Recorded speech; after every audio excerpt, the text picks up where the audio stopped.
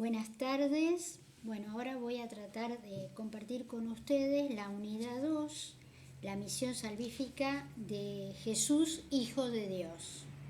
El tema central entonces de esta unidad es la misión de Jesús como Hijo de Dios.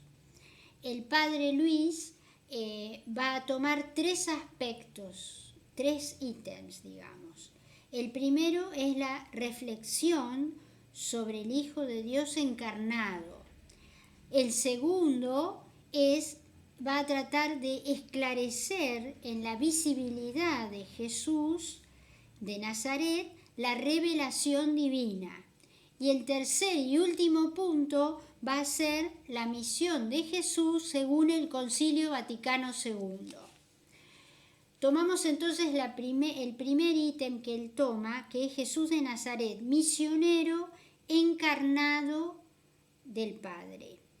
Este título ya está mostrando una línea teológica. Jesús está profundamente identificado con la realidad de su vida y del pensar de su pueblo. Jesús, el misionero del Padre, desde la óptica de la misión, revela el amor frontal del Padre. En este punto el Padre va a ir tomando algunos puntos. El primero es Jesús en su entorno. Aquí analiza el Padre el siglo I, cómo él hace una síntesis de la realidad política, histórica, de la helenización y del Imperio Romano, muy brevemente. Pero en esta situación del siglo I ubica la fe judía, que en general tenía la tendencia de limitar la pertenencia a esta fe. Eran los elegidos que esperaban al Mesías.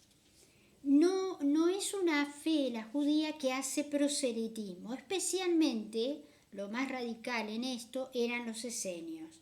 Jesús ejerce su misión profética dentro de este pueblo con características peculiares que lo diferencian por su práctica distinta a Juan el Bautista y a los esenios. Otro punto que toma el Padre Luis es Jesús y los no judíos. En esto distingue una parte doctrinal, pero en la práctica alaba la fe de la mujer sirio-fenicia y del centurión. Otro punto que toma, Jesús y el reino. Esto es vital y central en la predicación de Jesús. Es como si fuera la columna vertebral. Aquí es clave entender que el pueblo que vivía bajo el yugo romano, en el caso de cuando vivía Jesús, malinterpreta algunas palabras de los profetas, algunas afirmaciones proféticas. La idea del reino es la que mejor responde al plan de Dios. Jesús nunca define qué es el reino, pero apela en su predicación a lo más hondo del corazón humano, o sea, más allá de este reino mesiánico, político, religioso. Esta va a ser una gran lucha durante la vida y la predicación del verdadero reino. En el reino que predica Jesús hay dos dimensiones. Una es que no es una realidad futura, es presente y futura. Es lo que ya hemos estudiado en otras materias, el ya, pero todavía no. Y por otro lado, la dimensión es que siempre es un ataque frontal contra todo lo malo. Otro ítem que toma es Jesús, la misión y los discípulos. El llamado, la misión y el discipulado van juntos. En esto les aconsejo leer del documento de Aparecida el número 146, que figura en el texto que el Padre nos ha escrito. La misión desde la perspectiva de la Pascua de la Resurrección. La Pascua es clave en la iglesia primitiva. O sea, si queremos comprender más plenamente la iglesia primitiva, hay que leerla y escucharla desde la Pascua de Resurrección. Los evangelios se escriben bajo esta luz de la Pascua. Los dinamiza, es lo que dinamiza, lo que hace potente. Es como la clave hermenéutica, digamos. ¿Por qué? Porque después de ver que Jesús resucita, esta pequeña comunidad se empieza a preguntar nuevamente quién era Jesús. Por lo tanto, Pascua y misión también van juntos. La resurrección es la victoria decisiva sobre el mal. El reino ya existe, pero esta tensión constante, todavía no, hasta que se realice plenamente.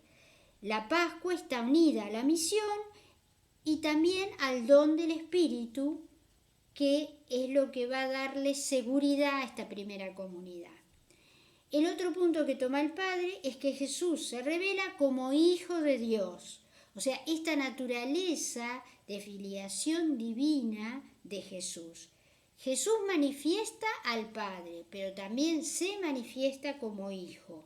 Las narraciones de los evangelios, dan esta verdad sobre Él. Primero, enseña a reconocer en Él al eterno Hijo de Dios, pero al final de su ministerio promete que el Padre va a enviar otra persona divina, que es el Espíritu Santo.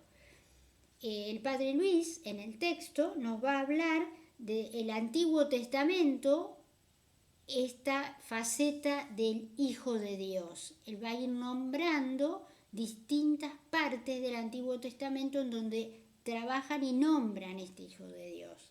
En el Nuevo Testamento, la divinidad de Jesús está ampliamente atestiguada por el Evangelio de Juan, principalmente Juan 20:31, ¿no? También en los sinópticos, por ejemplo, la parábola de los viñadores, la confesión de Pedro en Mateo 16, 16, 17, a donde Jesús es el que aprueba la afirmación de Pedro que es Mesías y que es Hijo de Dios. Y también ante Caifás, que él no va a declararse Mesías, sí Hijo de Dios. El último punto es la misión de Jesús encarnado en la perspectiva del Concilio Vaticano II. Aquí les recomiendo que además de leer toda esta unidad, lean particularmente la Lumen Gentium 3 y la Ad Gentes 3 que figuran en el material. Según el Concilio Vaticano II, Cristo es el enviado del Padre, es el primer misionero, es el mediador nato de la Trinidad. O sea, el Padre ha querido que en este misterio de su Hijo humanizado se construya un camino para realizar su proyecto de autodonación a todos los hombres. Es importante situar en Cristo el fundamento inconmovible de su condición divina, su misión en el tiempo. ¿Qué es esto? O sea, Él en el tiempo, Jesús, es la extensión de su procedencia como hijo del seno del Padre. Lo que ustedes leyeron, Juan 1:18. Esta conciencia de saber que Jesús en su vida continúa esta procedencia de ser hijo de Dios, es importante tenerla clara porque evita reduccionismos en la obra misionera que se han dado en la historia. Cristo, el Hijo encarnado, la segunda persona de la Trinidad, se ha hecho uno de nosotros y su misión tiene por objeto ampliar y extender su filiación a toda la humanidad.